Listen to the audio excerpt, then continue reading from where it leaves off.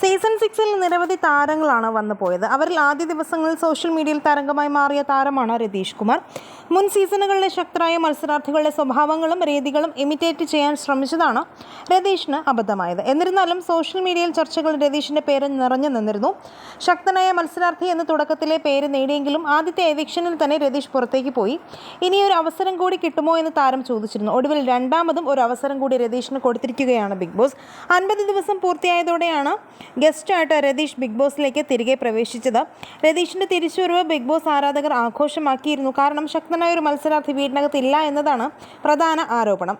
രതീഷ് വരികയാണെങ്കിൽ ഗെയിം മാറുമെന്നും പലരും കരുതി. എന്നാൽ ടാസ്കുകളിൽ പങ്കെടുക്കാനോ വീട്ടിലൊരു മത്സരാർത്ഥിയെ പോലെ നിൽക്കാനോ അദ്ദേഹത്തിന് അനുവാദമില്ല. സത്യത്തിൽ അദ്ദേഹത്തെ ഇങ്ങനെ കോമാളിയാക്കുകയാണോ എന്നാണ് ചോദിക്കാനുള്ളത്. കഴിഞ്ഞ പല സീസണുകളിലും റിയലായി എവിക്റ്റായി പോയ രമ്യ പണിക്കർക്കും നിമിഷയ്ക്കുമൊക്കെ തിരികെ വന്ന് മത്സരിക്കാൻ അവസരം കൊടുത്ത ബിഗ് ബോസ് തന്നെ രതീഷിനെ ഇങ്ങനെ തളച്ചിടുന്നത് എന്തിനെന്നാണ് രതീഷിൻ്റെ ആരാധകർക്ക് ചോദിക്കാനുള്ളത്. ഈ വിഷയത്തിൽ നിങ്ങൾക്കും കമൻറ്റുകൾ രേഖപ്പെടുത്താം.